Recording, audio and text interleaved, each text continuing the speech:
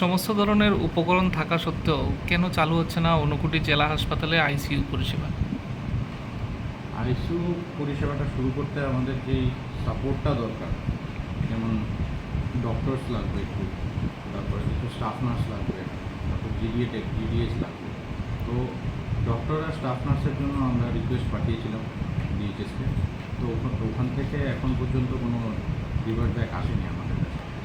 কতজন ডাক্তার বা নার্স বা জিডিএস স্টাফ যে বললেন আপনি, মানে কতজন লাগতে পারে?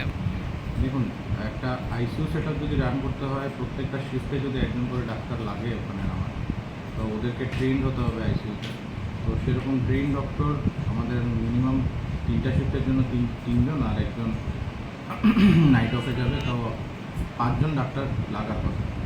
আর নার্স কতজন লাগবে? নার্স একটা শিফটে যদি আমি একজন করেও ধরি, তো সেই 5-6জন নার্স আমার লাগবে। আর জিডিএস স্টাফ? জিডিএটা সেই 5-6জন। আমরা শুনতে পারলাম যে আপনাদের যে অক্সিজেন প্ল্যান্টটা রয়েছে সেটাও এখন বন্ধ। সেই বিষয়ে কি বলবেন? এটা আগের বছর এটা রেনোভেল মেনটেন্যান্স শেষ হয়ে গেছিলো। তারপরে আমরা এমডিএনএচএমকে জানাই। তো এমডিএনএচএম আমাদের ডিস্ট্রিক্ট সহ বাকি সব ডিস্ট্রিক্ট ইনক্লুড করে একটা টেন্ডার করেছে, যেটা টেন্ডারটা অলরেডি অ্যাপ্রুভ হয়ে গেছে, কাজ চলছে। আজকে ওরা ওরা মেনটেন্যান্স করে গেছে। তো খুব সম্ভবত নেক্সট উইক বা এই উইকের লাস্ট পার্ট থেকেই কাজ শুরু, অক্সিজেন প্ল্যান্টের কাজটা স্টার্ট হয়ে যাবে। Oxygen plant